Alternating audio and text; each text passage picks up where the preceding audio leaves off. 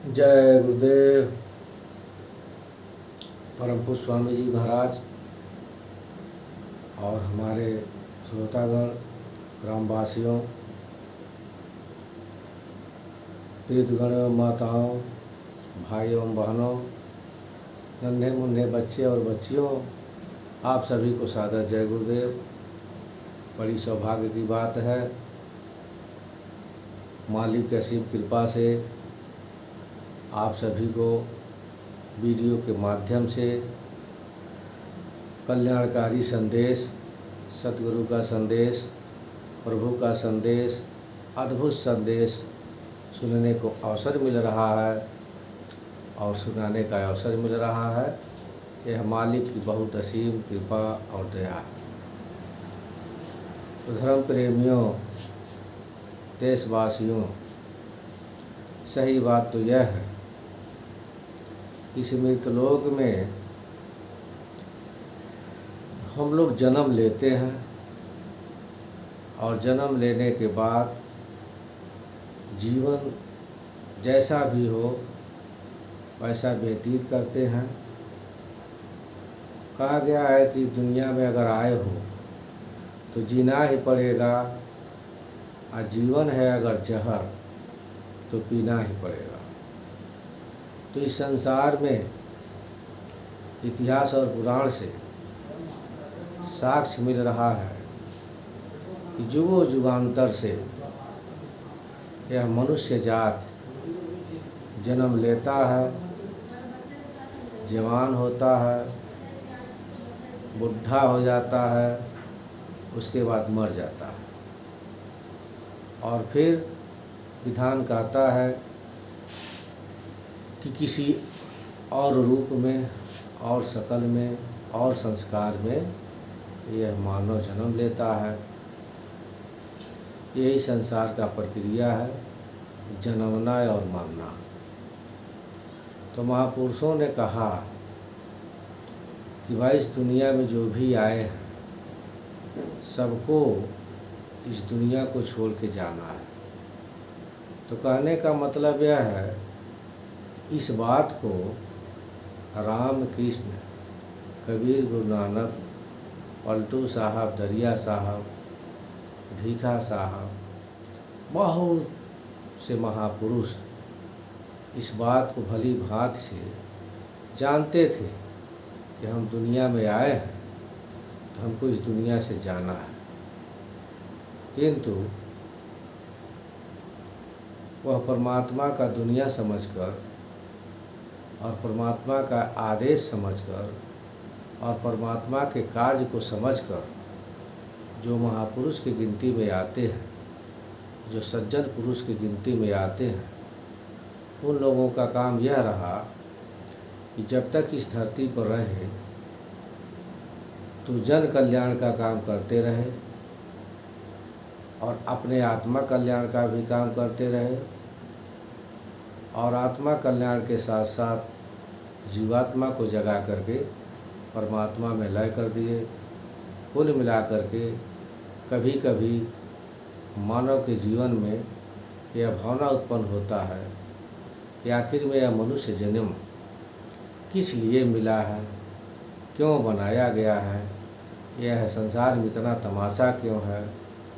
तो यह ज्ञान सत्संग के द्वारा, महापुरुषों के वचनों के द्वारा कुछ कुछ अनुभव होता है और मालूम होता है। तो ऐसे विचार के तो बहुत कम लोग हैं जो यह समझते हैं कि हमको मानव शरीर मिला है तो इस शरीर से हमें क्या करना चाहिए। तो उनको ज्ञान मिला कि जब तक इस शरीर में जीवित रहे अपना भी काम किए और देश और समाज का भी काम किए और जाने के बाद उनका यहाँ पर इतिहास बना, लोग यहाँ सम्मान करते हैं और मालिक के दरबार में वहाँ भी उनको सम्मान मिलता है। और जो लोग यह समझते हैं कि मनुष्य का जीवन मात्र खाने कमाने के लिए बना है, मौज मस्ती के लिए बना है, तो इसके लिए तमाम गलत काम भी कर देते हैं कि किसी तरह से सुख मिले, शांति मिले और हम धनी मनी हो जाएं, हमको सब सम्मानित करें। तो धन प्राप्ति के लिए बहुत सारा गलत काम इंसान कर देता है, तो उसका लोक और परलोक दोनों खराब हो जाता है। तो देशवासियों,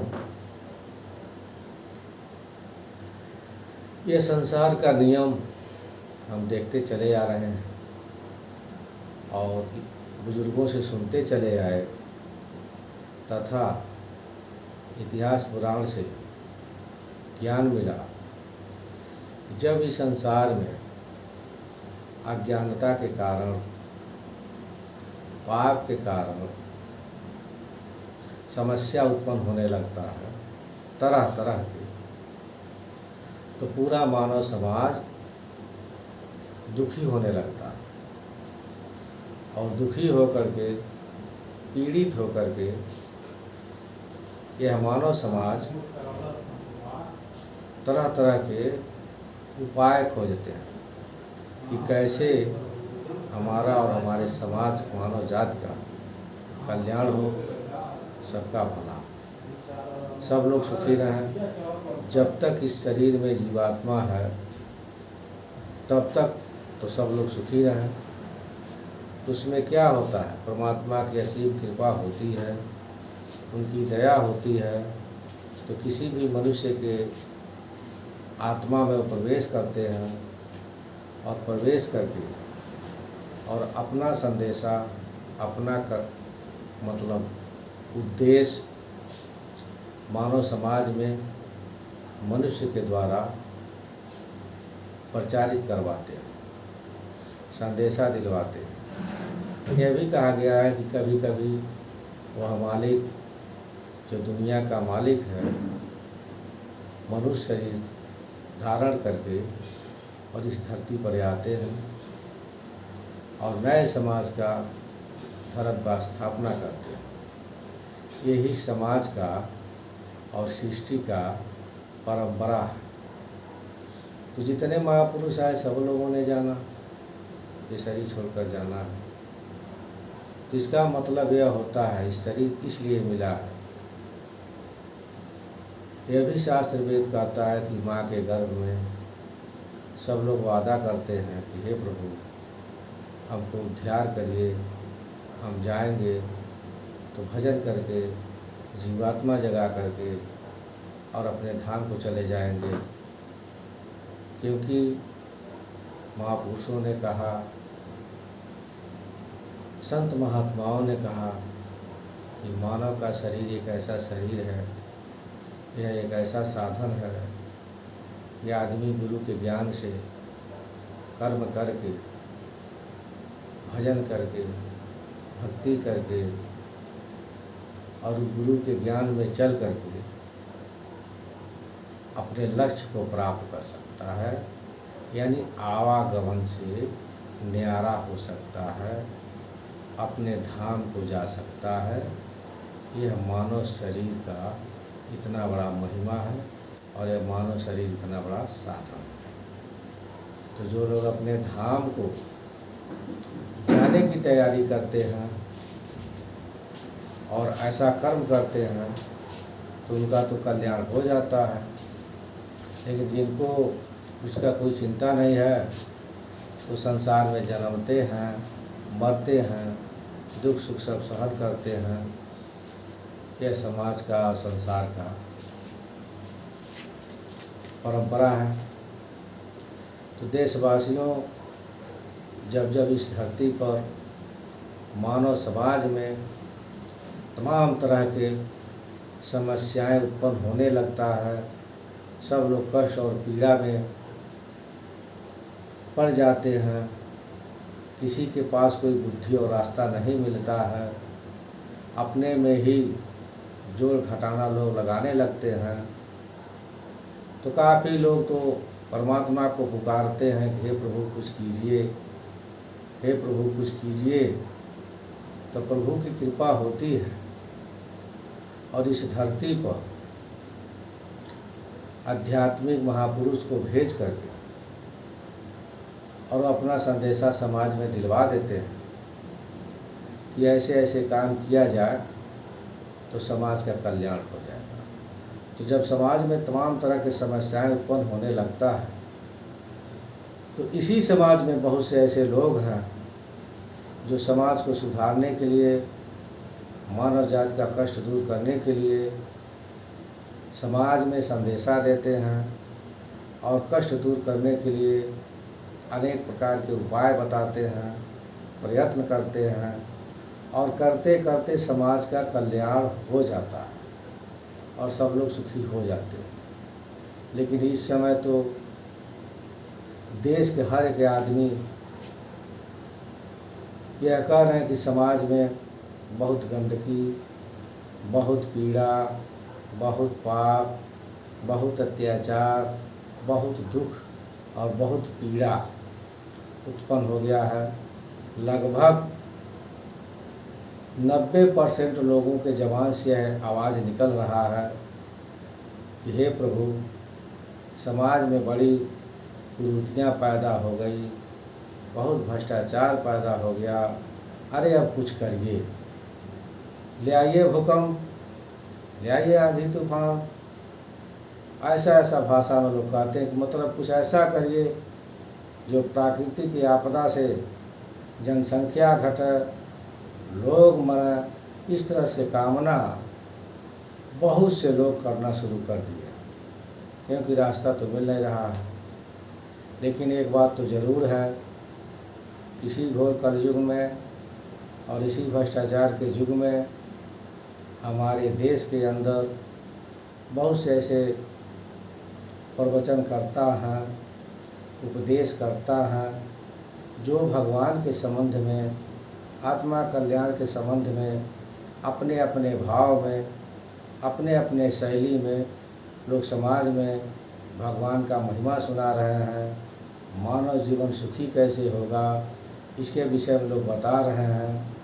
तो चारों तरफ से जो धर्म का संदेश सुनने के लिए मिल रहा है, यह तो पक्का है कि कुछ न कुछ समाज पर अच्छा असर पड़ रहा है। लेकिन जो सामने दिखाई दे रहा है, दुख और पीड़ा के सागर में पूरा समाज डूबता जा रहा है और सब लोग दुखी हैं। आखिर में कारण क्या है? इतना सत्संग प्रवचन देश के अंदर हो रहा है, फिर भी सुधार होने का नाम नहीं ले रहा है। इसका मूल जड़ क्या है? तो देश प्रेमियों, इतिहास और पुराण से साक्ष्य भी मिलता है, अनुभव भी मिलता है कि मानवता के उत्थान का मूल जड़ शासन की व्यवस्था होती है। जिस देश का शासक और जिस देश का शासन व्यवस्था सुदृढ़ रहता है, वहाँ अपने आप सब लोग कंट्रोल में रहते हैं। जहाँ शासन व्यवस्था भ्रष्ट रहता है, शासन का नियम गलत रहता है, वहाँ अच्छे अच्छे लोग डिस्टर्ब हो जाते हैं। करना चाहिए कुछ और, करते हैं कुछ और। किसी महापुरुष ने एक शायरी इस सूक्ति के संबंध में कहा कि तीन शक्ति जो सही रहे, शासक सती सन्यासी। तीन शक्ति जो सही रहे, शासक सती सन्यासी, दुख दुविधा से दूर रहे उस देश के सब वासी। देश प्रेमियों, कहने का मतलब यह है कि जिस देश के शासन व्यवस्था सुदृढ़ हो, तो फिर जनता को सुख, शांति, न्याय, सुरक्षा, संस्कार, विद्या मिलने में कोई दिक्कत नहीं होगा। यह शासन का देन है। और फिर कह रहे हैं कि शासक सती। सती का मतलब यह है कि जिस देश में ज्ञान के द्वारा, शासन के द्वारा, जिस देश की देवियाँ अपने सतीत्व पर अटल रहती हैं, अपने कर्म पर अटल रहती हैं, तो फिर उस देश और समाज और परिवार का इतना विकास होगा कि सुख शांति के समुंदर में पूरा संसार डूबा रहेगा। और जिस देश में, जिस परिवार में सतियों का अभाव हो जाए, सती का कर्म करने वाली देवियाँ न रहें, उल्टा पलटी चलने वाली हो, तो फिर घर बर्बाद होने में देरी नहीं, परिवार की बर्बादी में कोई देरी नहीं, और गांव समाज देश का बर्बाद होने में कोई देरी नहीं, सब विनाश हो जाएगा। फिर तीसरा में कह रहे हैं कि शासक, सती, सन्यासी। सन्यासी का मतलब यह होता है कि एक तो सन्यासी के लोग शिष्य होते हैं, जो सन्यासी और संत के बताए हुए रास्ते पर चलते हैं, उनको भी सन्यासी और संत का दर्जा मिल जाता है। लेकिन वह पावर नहीं होता है जो पहुँचे हुए संत और सन्यासी होते हैं। सुप्रीम पावर में वह पावर उनके अंदर नहीं होता है। बस यही पावर होता है कि गुरु के ज्ञान में चलते हैं और सत्य और धर्म के प्रतिनिधि होकर के सत्य का पालन करते हैं और उनके बताए हुए रास्ते पर चलते हैं, समाज को भी चलाते हैं, अपने भी जगे रहते हैं, समाज को भी जगाते रहते हैं। तो यह तो संत और सन्यासी के शिष्यों का काम है। ऐसे लोग भी देश में अधिक संख्या में हो जाए तो भी देश का बहुत कल्याण हो जाएगा।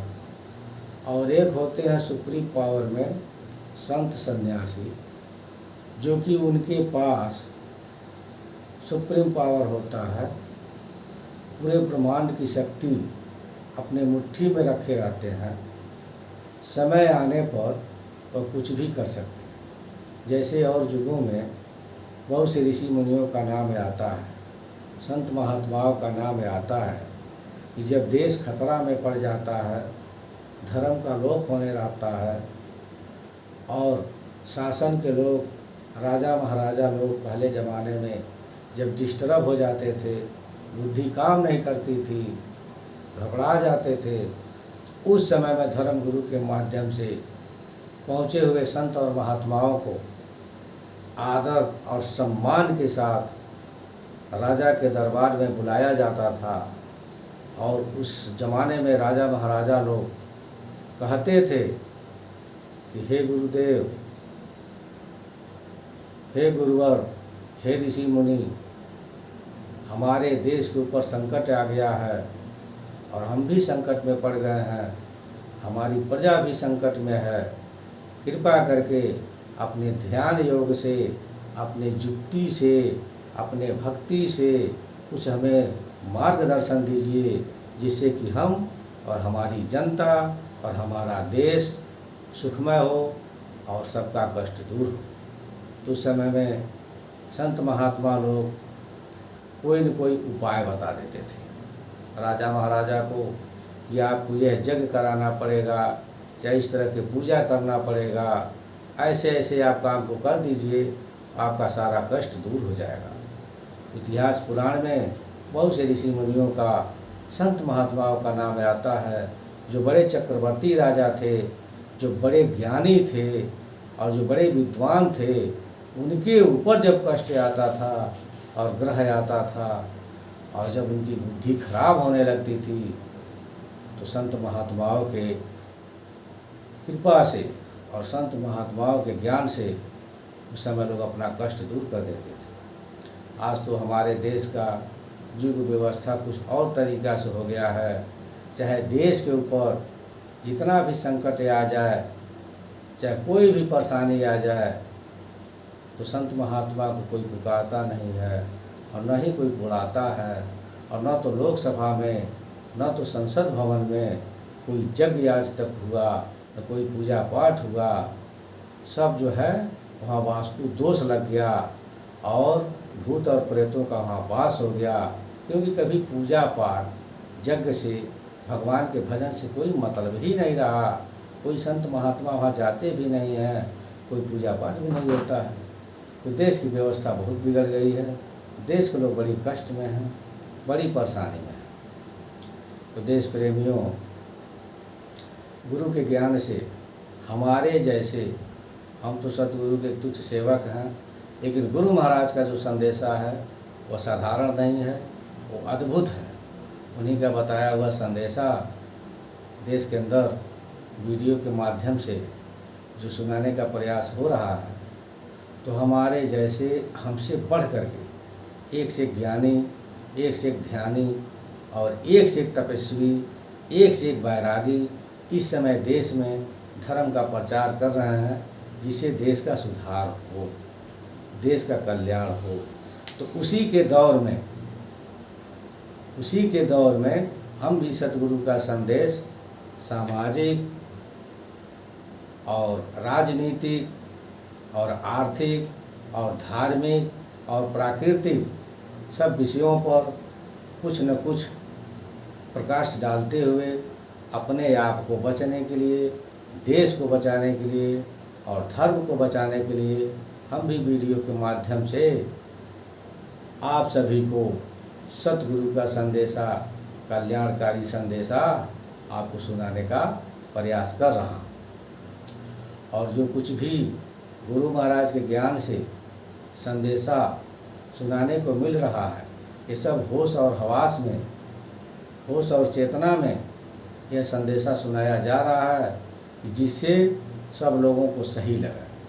सही बात तो यह है कि आज का समय ऐसा हो गया है कि हम यह भी देख रहे हैं कि बहुत से धर्माचार्य, बहुत से प्रवचनकर्ता अपने अपने भाव और शैली में अपना संदेशा सुना रहे हैं, और सब लोग सुना रहे हैं। उद्देश्य एक ही है कि लोग शाकाहारी हो जाएं, सात्विक विचार हो जाएं, अच्छे इंसान बन जाएं और त्यागी, तपस्वी, बैरागी, ज्ञानी और ध्यानी से ही चारों युगों में राष्ट्र का, समाज का, धर्म का स्थापना हुआ है और होता रहेगा। जिनके पास कोई धर्म नहीं, जिनके पास कोई ज्ञान नहीं, पशु के समान है। कमाना है, खाना है और मौज मस्ती में जीवन बिताना है। आप बीमार पड़ करके चाहे एक्सीडेंट करा करके मर जाना है, तो उनका तो बात ही अलग है। आप इतिहास उठाकर देखिए, जो भी देश समाज के सेवा में लगे वो सब त्यागी, तपस्वी और सतगुरु के शिष्य होकर के, सतगुरु के चरण में रह करके समाज का निर्माण किए, अब तब समाज का निर्माण हुआ। तो उसी तरह से हम निवेदन और प्रार्थना करते हैं कि इस समय हमारा धर्म और हमारा राष्ट्र दोनों संकट में है। तो देश के जितने धर्मावलंबी हैं, प्रवचनकर्ता हैं, धर्म के संस्थापक हैं, धार्मिक संस्थाएं हैं, पूरे भारतवर्ष के जितने भी धर्म प्रेमी हैं, जिनके पास कुछ शक्ति है, अगर ये लोग चाह दें तो देश का परिवर्तन होने में बहुत जल्दी काम बन जाएगा और देरी नहीं लगेगा। जैसे कि हमारे देश में अनिरुद्धाचार्य जी महाराज हैं, हमारे देश में उमाकांत जी महाराज हैं, जिनके पास कुछ जनता है, कुछ धार्मिक लोग हैं। हमारे देश में राधा स्वामी संत के मत के लोग हैं। हमारे देश में प्रेमानंद जी महाराज हैं। ऐसे ही हमारे देश में बहुत से ऐसे, मतलब समझिए कि दर्जनों लोग हैं जिनके पास कुछ आध्यात्मिक शक्ति है और आध्यात्मिक विचार के, अच्छे विचार के लोगों की संख्या भी है। अगर ये सब लोग मिल कर के राष्ट्र के हित में एक साथ होकर के ऐलान करें कि हमारे पास जितने भक्त लोग हैं, जो लोग उस लायक हैं, भगवान का भजन करते हुए, गुरु महाराज का सेवा करते हुए, धर्म के रास्ते पर चलते हुए राष्ट्र के प्रति भी कुछ चिंतन किया जाए और राष्ट्र के प्रति भी कुछ ध्यान दिया जाए। क्योंकि ऐसा भी कहा गया है कि भक्ति सब पूर्ण होने पर, भक्ति सब पूर्ण होने पर राष्ट्र भक्ति है अंतिम छोर। भक्ति सब पूर्ण होने पर राष्ट्र भक्ति है अंतिम छोर। और गीदड़ तो भक्ति करते रहें क्योंकि दिल के हैं चोर। तो देश प्रेमियों, चाहे हम जितना भी भगवान की बात कर लें, भगवान की भजन की बात कर दें, यदि हमारे अंदर जनहित की भावना न रहे, राष्ट्र के कल्याण की भावना न रहे, तो हमारी सारी भक्ति बर्बाद। ऐसे भी कहा गया है कि भक्ति चाहे जिसकी कर लो, भक्ति करने की है आज़ादी, राष्ट्र की भक्ति करते नहीं तो सब भक्ति की है बर्बादी। तो देश प्रेमियों और धर्म प्रेमियों, जिस देश में हम रह करके, जिस देश का हम अन्न खा रहे हैं, पानी पी रहे हैं, हर तरह से एहसान से हम दबे हुए हैं, तो जिस भारत माता के आंचल में हम पल पोस रहे हैं, हम उनके ऋणी हैं। तो यदि भारत माता के लिए, राष्ट्र के रक्षा के लिए हम अगर कोई कर्म न करें और अपना कोई परिश्रम न करें, मात्र भगवान का ही भजन करें, तो यह सही नहीं। क्योंकि जितने महापुरुषों की बात आती है, सब लोग भगवान का भजन करते हुए और गुरु की आज्ञा में चलते हुए राष्ट्र के हित में बहुत से लोगों ने अपना जान दे दिया, बहुत से लोगों ने अपना समय दिया। जैसे कि उदाहरण में महात्मा गांधी को देख लीजिए, सत्य अहिंसा के पुजारी थे। दुनिया जानती है इस बात को। न दारू पीते थे, न मांस खाते थे, न झूठ बोलते थे, सत्य अहिंसा के और पुजारी थे। तो भगवान का भजन करते हुए राष्ट्र के लिए देखिए कुर्बान हो गए। जैसे नेता सुभाष चंद्र बोस थे, वो भी सत्य अहिंसा के पुजारी थे और सतगुरु चित्त निरंजन दास जी महाराज के शिष्य भी रहे, और देखिए कैसे वीरताई का काम किए। अगर ये सब लोग दिव्य पुरुष आज़ादी के लड़ाई में लड़े नहीं होते तो आज हम लोग इतना आज़ादी से बात नहीं करते। उन लोगों ने त्याग किया, तपस्या किया। जैसे नेता सुभाष चंद्र बोस, चंद्रशेखर आज़ाद, राणा प्रताप को देखिए, गुरु समर्थ रामदास जी महाराज के शिष्य बन करके घास की रोटी खा करके और देश सेवा में उन्होंने कैसे कुर्बानी किया, देश का कैसे सेवा किया। तो यह मानव जीवन का मात्र 2 उद्देश्य संत महात्माओं ने बताया और हम इसको समझे हैं। यह मानव जीवन का उद्देश्य है कि भाई जन्म जब धरती पर ले लिए हैं तो जीना तो पड़ेगा ही, चाहे जीवन सुखी हो या दुखी हो, जीना तो पड़ेगा। और जीते जीते हम बच्चे होंगे, किशोर अवस्था में आएंगे, फिर जवान होंगे, फिर शादी विवाह होगा, फिर बुढ़ौती आएगी, फिर घूट घूट करके जिएंगे बुढ़ौती में, फिर मर जाएंगे। ये तो पक्का है, संसार का नियम है, कोई अमर तो है नहीं। लेकिन क्या है कि हम तो गुरु के ज्ञान में 2 बात समझे हैं कि मनुष्य का जब जीवन मिल गया तो भजन करो, प्रभु का भजन होना चाहिए, और भजन करके जीवात्मा को जगा करके परमात्मा में लय होना चाहिए। एक उद्देश्य तो यह है, क्योंकि हमने वादा किया हम सब लोगों ने, एक उद्देश्य तो यह है। और दूसरा उद्देश्य यह है कि प्रभु का भजन करते हुए और माता पिता गुरु के दिल से सेवा करते हुए, राष्ट्र और समाज की सेवा करते हुए, राष्ट्र रक्षा के लिए कुछ न कुछ हम सच्चे दिल से कुछ काम करें। यही मानव जीवन का असली उद्देश्य है।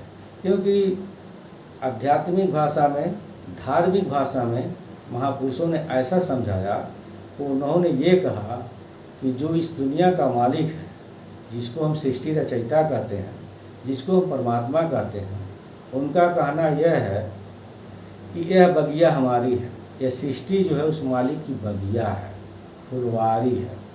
तो कहते हैं कि जो मेरे बगिया को, जो मेरे फुलवारी को सुंदर दृष्टि में देखता है और किसी प्रकार का नुकसान नहीं करता है, उसको सजाता है और उसका मदद करता है सुंदरता में, तो उसके ऊपर मैं प्रसन्न रहता हूँ, मालिक ने कहा। और आज तो 90% तो लोग ऐसे हैं कि मालिक के बगिया को उजाड़ना चाहते हैं, मालिक के बगिया को बर्बाद करना चाहते हैं, और सब एक दूसरे से जल रहे हैं। चारों तरफ नफरत की आग लगी हुई है। क्या ज्ञान कहा जाएगा, क्या इसको समझदारी कहा जाएगा। तो मालिक ने कहा कि जो मेरे बगिया का नुकसान करना चाहता है, जो मेरे बगिया को उजाड़ना चाहता है, जो मेरे जीवों के ऊपर दया नहीं करता है, मैं उसके ऊपर दया नहीं करता, और जो मेरे बगिया को उजाड़ना चाहता है मैं उसको उजाड़ देता हूँ। और सही बात तो है कि नफरत नहीं किसी से होना चाहिए, क्योंकि सबके अंदर आत्मा एक हो। परमात्मा की जो शक्ति है, अंश है, सबके अंदर आत्मा एक है। हमारे अंदर जो आत्मा बोल रही है वही आत्मा आपके अंदर है। हम आत्माओं की बिरादरी एक है, हम आत्माओं की एक शक्ति है। महापुरुषों ने कहा, संत महात्माओं ने कहा कि इस दुनिया में हम आए हैं दुनिया देखने के लिए और जीवात्मा जगाने के लिए, और इस दुनिया का, इस मृतलोक का जितना हम साधन उपयोग करते हैं, रुपया पैसा खाना कपड़ा लत्ता जो कुछ भी साधन प्रयोग करते हैं, इसका कीमत हमें इस दुनिया के मालिक को देना है। जैसे कि परमात्मा को मान लीजिए, भारत माता को मान लीजिए, इसका कीमत चुकाना है। यदि हम चुका करके नहीं जाते हैं यहाँ से कीमत, माता पिता गुरु परमात्मा राष्ट्र समाज का जो एहसान हमारे ऊपर है, गुरुजनों का जो सम्मान हमारे ऊपर है, सहायता है, सबके हम ऋणी हैं, तो सबके ऋण को चुका करके यहाँ से अगर हम नहीं जाते हैं तो फिर हमें 84 नरक में आ करके और यातनाएं भी भोगना पड़ेगा। और कोई अपने माई का लाल अगर यह कहता है कि हम आवागमन से न्यारा हो जाएंगे तो किसी भी हालत में नहीं होगा। यहाँ का ऋण का चुकता करना पड़ेगा, सभी महापुरुषों ने कहा है। तो धर्म प्रेमियों, देशवासियों, आप सभी लोगों से निवेदन यह है कि जितने देश के अंदर बड़े बड़े धर्माचार्य लोग हैं और मठाधीश लोग हैं, अगर आप भारत माता के सच्चे सपूत हैं, भारत माता को मानते हैं, राष्ट्र को बचाना चाहते हैं, भारत की छवि पूरे विश्व में पहले जैसा विख्यात करना चाहते हैं, जैसे कि इतिहास और पुराण में सुनने को मिला है कि भारत के लोग इतने वीर थे, इतने योद्धा थे कि पूरे विश्व का भारत के लोग संचालन करते थे। पूरे विश्व के लोग भारत से थर थर कांपते थे। और यहाँ तक मिलता है कि भारत में ऐसे ऐसे वीर थे कि मृतलोक को कौन चलावे, इस भूमंडल को कौन चलावे, स्वर्ग और वैकुंठ में लोग जाते थे देवताओं के साथ राक्षसों के खिलाफ युद्ध करने के लिए। वह कभी भारत का छवि था, वो जलवा था। किसी जमाने में भारत को विश्व गुरु कहा जाता था। और आज भारत से कोई डरने वाला नहीं है, बस टीवी समाचार से सुनकर के लोगों को भरमाया जा रहा, भ्रमित कर दिया जा रहा। भारत एक ऐसा देश है जिस देश में जाड़ा गर्मी बरसात तीनों मौसम है। भारत एक ऐसा देश है जो संसार की जितनी रत्न होता है सारा रत्न भारत के अंदर उपलब्ध है। अब बात यह है कि लोगों के पाप और कुकर्म से भारत माता नाराज है, धरती माता कहिए नाराज है। तो आप सब लोग जान लीजिए इस बात को कि धरती माता के आंचल में कोई ऐसा वस्तु नहीं है जो इनके आंचल में पर्याप्त न हो। जैसे कि सोना चांदी डीजल पेट्रोल गेहूँ चावल खाने पीने का सारा सामान धरती माता के आंचल में है और धरती माता से ही निकाला जाता है। सब कुछ है धरती माता के आंचल में। लेकिन इतना पाप हो गया कि धरती माता दुखी हो करके और सारे वस्तुओं को धीरे धीरे अपने आंचल में समेटती जा रही है। इसलिए अब भारत में तो डीजल और पेट्रोल का इतना बड़ा बड़ा खदान है, लेकिन धरती माता धीरे धीरे समेटती जा रही है। लोगों का बुद्धि खराब, पाप से बहुत कुछ बिगड़ जाता है। तो अब विदेश से उपलब्ध हो रहा है, कुछ ही कुछ भारत में उपलब्ध होता है। यदि धरती माता प्रसन्न हो जाए, सबका बुद्धि दिमाग ठीक हो जाए, सब लोग प्रभु का भजन करें, और जिस दिन इस देश में माता पिता गुरु का सम्मान बढ़ जाएगा, जिस दिन इस देश के सारे माता पिता प्रसन्न हो जाएंगे, अपने पुत्र के ऊपर हंसेंगे, प्रसन्नता की बौछार करेंगे, उसी दिन धरती माता अपने आंचल से सब कुछ उछाल कर फेंक देंगी। भारत में किसी चीज़ की कमी नहीं रहेगा और पूरा विश्व गुरु भारत उसी दिन मान लिया जाएगा। अभी तो विश्व गुरु है नहीं। इस समय भारत विश्व गुरु किस मामले में बना है? बलात्कार में, हत्या में और गैंगरेप में और घूसखोरी में और शराब की नदी बहाने में इस समय भारत विश्व गुरु बना है। अब बताइए, भारत में ही गुरु नानक जी महाराज है, जो पूरे विश्व को लोहा मानना पड़ा। नानक जी थे कि चले गए मक्का मदीना में और मक्का के तरफ अपना पैर करके सो गए। मुल्ला मौलवी लोग आए, कह रहे महाराज आपकी बुद्धि गड़बड़ है, आपको पता नहीं कि इधर मक्का है और इधर आप पैर करके सो गए, खुदा का अपमान आप कर रहे हैं। तो भाई बुजुर्ग आदमी है, थोड़ा चारपाई घुमा दो पैर सहित, कोई बात नहीं है, हाथ जोड़ लिए। जब लोग चारपाई घुमाए उनका पैर सहित, तो देख रहे हैं उधर भी मक्का है, जिधर जिधर घुमा रहे हैं उधर उधर मक्का है। तो बताइए, तो भारत के थे, क्या समझ रहे हैं भारत देश को? भारत में ही राम आए, जो पूरे विश्व को लोग जानते हैं। भारत में ही कृष्ण आए, भारत में ही कबीर साहब आए, जो सतपुरुष के प्रथम अवतार माने जाते हैं। कबीर साहब को लोहा पूरे संसार में कोई रोकने वाला नहीं था। कबीर साहब ही ने कहा कि दुनिया है 1 नंबरी, तो हम हैं 10 नंबरी, और अपना कर्तव्य और तपस्या करके दुनिया को दिखा दिए। बड़े बड़े राजा महाराजा को सज कर दिए अपने ज्ञान के प्रताप से और अपने शक्ति से। तो देशवासियों, बिना धर्म के, बिना तपस्या के और बिना कर्म के शराब के नशा में भारत विश्व गुरु बना देंगे। शराब के नशा में आप सबको छक लेंगे, शराब के नशा में आप पूरे विश्व को पराजित कर देंगे। ये बिल्कुल उल्टा है, न कभी हुआ है न कभी होगा।